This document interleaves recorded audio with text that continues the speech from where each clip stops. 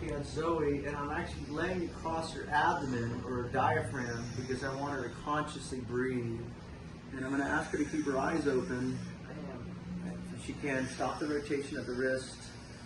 And the reason I'm trying to activate her diaphragm is if I can keep her connected to her breath, then we can pull out more stuff stuck in the tissue.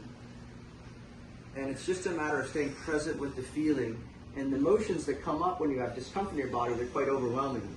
They're guilt, shame, fear, apathy, depression, pride, anger. So those are all, that's the stuff that robs you of energy. And those are called personality traits. But that stuff is stuck in the unconscious.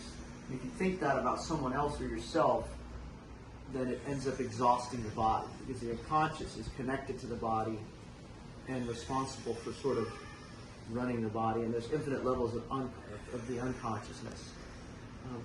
So by laying on her, I'm asking her to activate her hara point, which is the center of her chi, which is just above her navel, her belly button. And she's generating good output, and we're doing some really nice work here. She's going to have some pretty major upgrades to the shape of her body. Now hold the arm back as best you can, push it down to the ground, kick it. She's generating power now.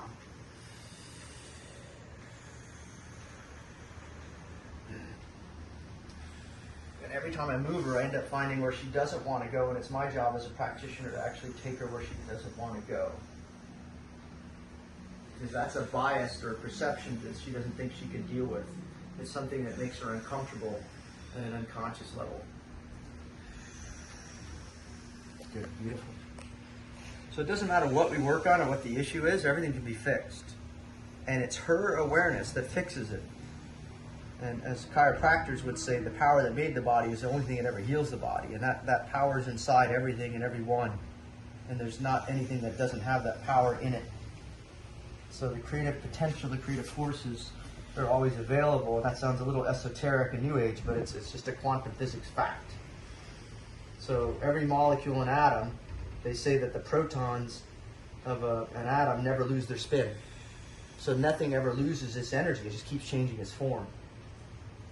But as humans, we decay, we get older, the things break down, we get fibrotic, we calcify, we get dehydrated, we lose our minds, we lose our physical ability to generate output and power, we get tired, we get exhausted, and ultimately we die.